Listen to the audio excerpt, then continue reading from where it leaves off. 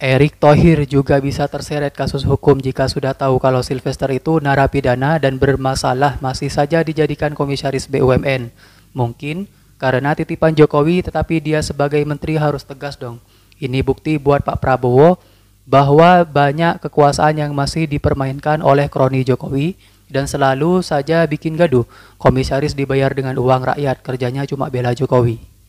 Ini belum dieksekusi Sylvester Matutina, orang juga sekarang menuntut pada Erick Thohir, apalagi kemudian menurut mantan wakil Kapolri ya Pak Komjen Polisi Purnawirawan Ugroseno, orang seperti Erick Thohir ini bisa dipidanakan ini Mbak Agi, karena mengangkat orang seperti Sylvester Matutina. Ya memang harusnya berarti kan pengangkatan dia batal demi hukum dong ya Mbak Agi, harusnya segera dengan Betul. begitu BUMN itu segera cepat ini mengumumkan pemecatan. Tapi sampai sekarang ternyata Erick Thohir sendiri saya lihat ketika dikejar wartawan dia malah bungkam, dia nggak mau menjawab dan sebagainya. Harusnya dia mulai ngambil langkah dong. Walaupun orang sekarang bingung ini sebenarnya di bawah Adan Antara atau di bawah BUMN kan gitu. Tapi kalau pengangkatannya ini waktu eranya Erick lah ya Mbak Agi.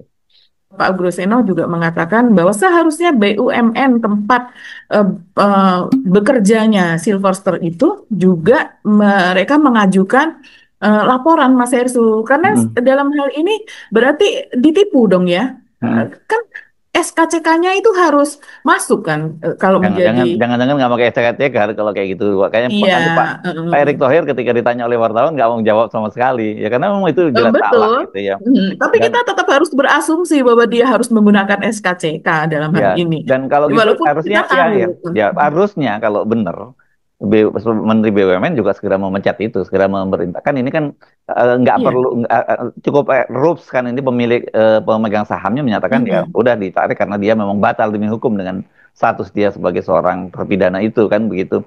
Dan bahkan seharusnya bahkan ada konsekuensi lanjutan, misalnya dia diminta untuk mengembalikan fasilitas-fasilitas gaji Ya, yang sudah diterima karena bahkan itu nggak sah. gajinya. Kan nggak Betul. sah ya secara nggak alas Ya. hukumnya nggak pas seperti itu. Bahkan tadi itu kalau perlu sampai dituntut karena itu bisa aja sangat mungkin ternyata dia mungkin menyertakan satu SKCK, bukan hanya SKCK Mbak kayak gini. Ini biasanya ada keterangan dari surat dari pengadilan bahwa dia tidak sedang berperkara dalam hukum atau pernah Ya.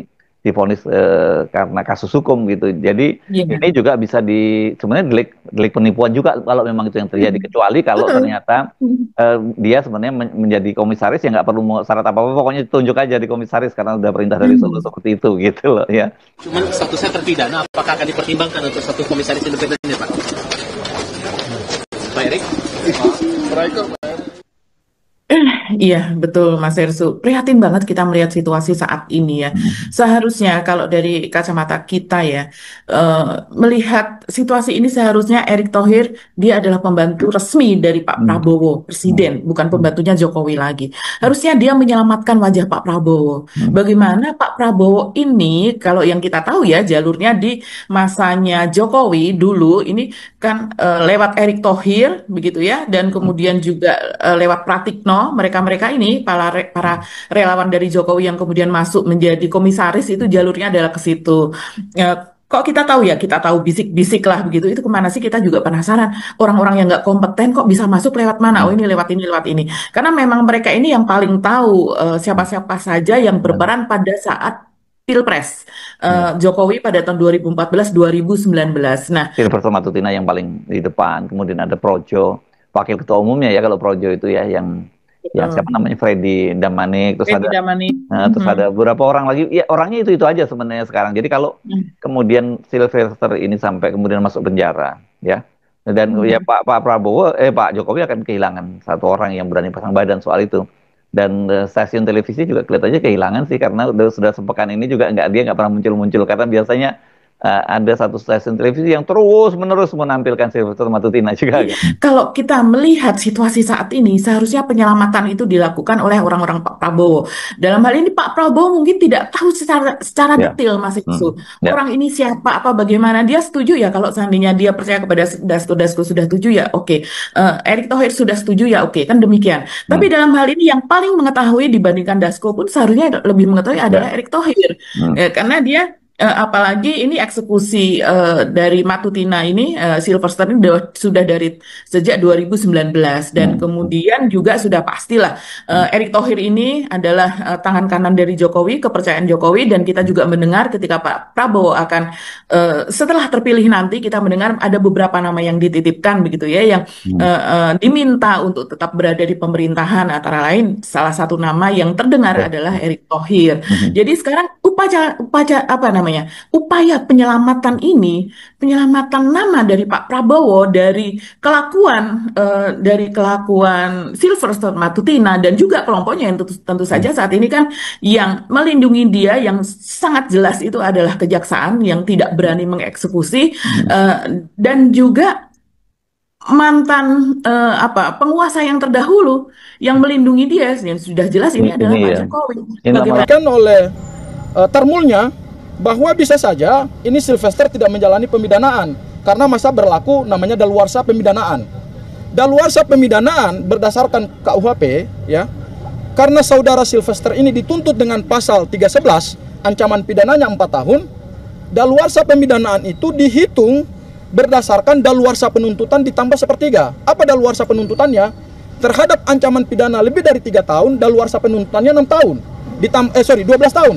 Ditambah sepertiga berarti 16 tahun.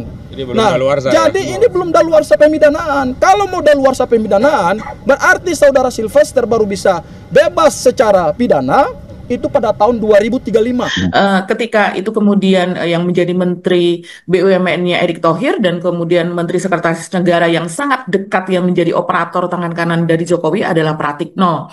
Nah, jadi lewat mereka ini, tapi semua yang naik menjadi komisaris itu Presiden tahu. Jadi Presiden ACC gitu, siapa saja yang menjadi komisaris dari BUMN. Nah, apakah sekarang di masa Prabowo juga terjadi seperti itu? Kabarnya memang mereka menjadi komisaris ini tentu saja lewat Erick Thohir, yang kemudian selanjutnya diketahui juga oleh Dasko begitu sebagai tangan kanan dari Prabowo juga begitu, walaupun di dalam pemerintahan dia namanya adanya di DPR. Nggak ada harganya loh ya pemerintahan ini kalau seperti ini ya, Mbak Agi ya. Iya, Kejaksaan betul. itu Ini Erick Thohir perannya saat ini sangat besar untuk menentukan dia adalah bekerja untuk Jokowi ataukah bekerja untuk Prabowo.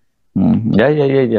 Ya makanya itu harusnya ini kan simultan ya, kejaksaan juga segera melakukan eksekusi dan kemudian juga ke Kementerian BUMN juga harus mengambil tindakan langsung kan begitu ya. Ini kan jelas ini orang yang sudah menjadi terpidana kan, atau dia tinggal dieksekusi. Ya nggak boleh dong dia menjadi seorang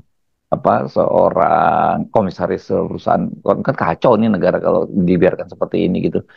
Kasus Sylvester Matutina bikin Menteri BUMN terancam, Wakapolri menentang. Nama Menteri Badan Usaha Milik Negara Erick Thohir sedang ramai dibicarakan terseret dalam pusaran kasus yang menyeret Sylvester Matutina. Sylvester Matutina sosok kontroversial yang kini menjadi sorotan publik karena berhasil diangkat menjadi komisaris independen di ID Food. ID Food merupakan corporate brand nama dari produk holding BUMN Pangan PT Raja Wali Nusantara Indonesia. Kasus ini mendapatkan sorotan tajam dari berbagai pihak, termasuk kini yang terlihat lantang menyuarakan yakni mantan Wakapolri, Komjen Pol Purnawirawan Eugro Seno.